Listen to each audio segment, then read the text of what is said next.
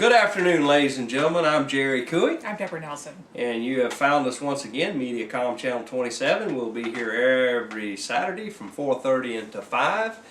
And you know, another exciting week. But Deborah, I wanna start out with something, and I want our viewers to understand that our legislative organization, the Speaker of the House, which is the whole House of the state of Florida, right, is a very prestigious position. Yes. And sometimes. Well, sometimes, and it's that speaker. He pushes the agenda. Right. That speaker has a lot of latitude. That speaker can help the area from that he's from. Or he can help himself. Or he can help himself. Now, you know, Mr. Ray Sampson. Mr. Ray Sampson. You may have seen some of this in the news, but apparently Mr. Sampson, and let me say this, the efforts that he put forth to bring money to this college, I don't think anybody's saying that's illegal. Right. You know, it is kind of the job of a representative to bring the bacon back to their district. I'm not howling about money that he brought back to that college. What I am going to howl about is he gets named Speaker of the House and tells the world that this college is now going to hire him, so he has a job simultaneously for $110,000 a year. And let me just say this. The first day of the special session, Mr. Sampson did take personal time to let everyone know that he had decided not to take that job. Right. But he still wants to be Speaker. Right. And it's embarrassing to Northwest Florida. It's personally embarrassing to me, and it leaves a black eye on our area. And it only gives additional ammunition for those in the South Florida who outnumber our representatives. That just gives them more ammunition to say, well, we'd never want a Speaker of the House from Northwest Florida. Maybe he was the most qualified. Maybe he was. We have kind of watched stuff unfold in the media where normally media won't write a story, any kind of negativity towards a politician.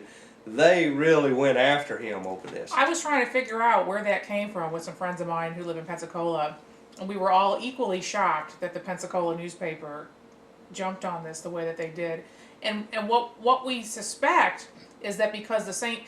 Petersburg Times picked it up first, they kind of got forced into it. They were kind of obligated to do something. If we don't cover it, we'll look like boobs. So, right. You know, and I'm going to tell you, I read some of the reports about what went on in the Capitol building, and the applause that was given to Mr. Sampson, and the accolades that were given to him by some of our representatives. And I'm going to say this, my representative, Greg Evers, has not made a comment about Mr. Sampson, and I'm very proud of him for not doing that. He needs to stay out of it. But the thing that concerns me the most, and Deborah probably gets tired of me talking about this, but you have to have character. You should have character if you're going to be an elected official. And you know, if you look the other way while another fella kills somebody, you're still an accessory. Right. And this is how I view this stuff.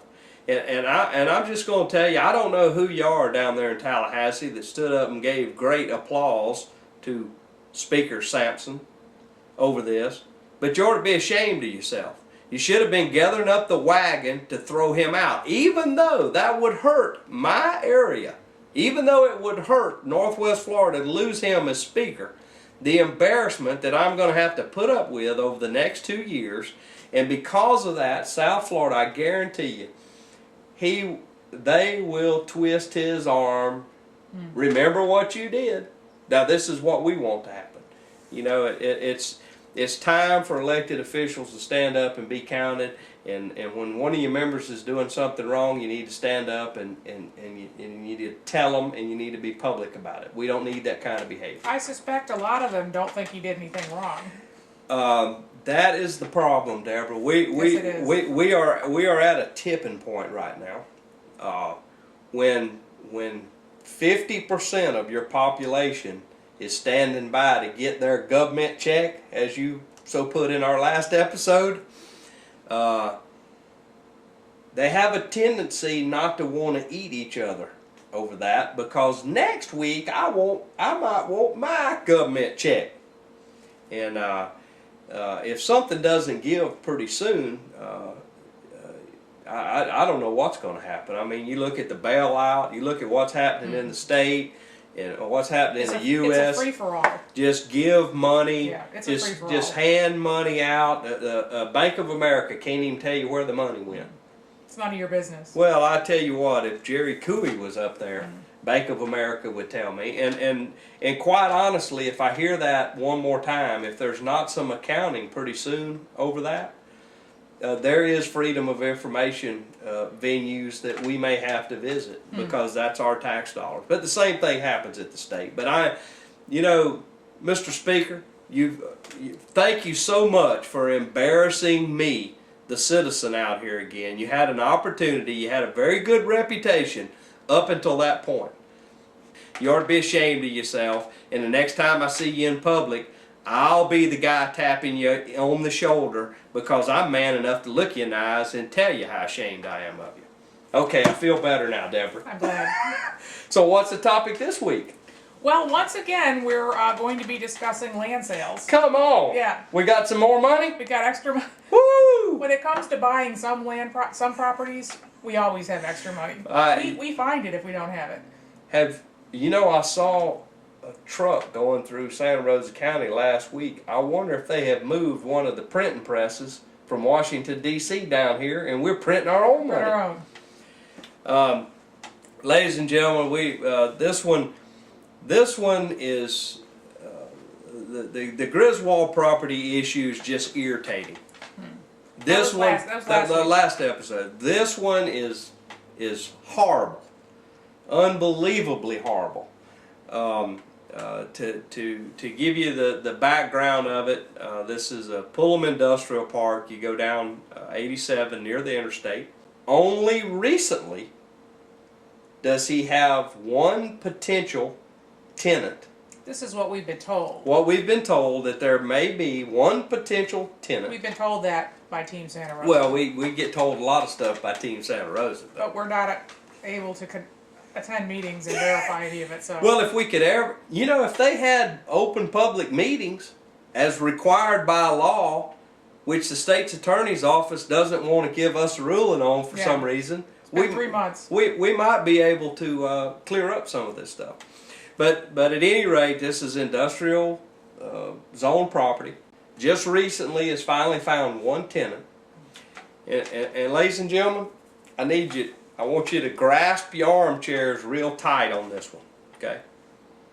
The asking price that we are considering is $50,000 per acre in Santa Rosa County. We're going to pay a $1.6 million up front down payment, which is supposedly covers the infrastructure that's been put in there. So he put infrastructure into his property, and we're going to pay him for doing that. We're going to pay him back. So what we want to do now is we're gonna play you the county tape and let you listen to the explanation given by Cindy Anderson and a discussion amongst the county commissioners. And the total price of this property would be better than $3 million. $3 million, right? Okay. So roll tape.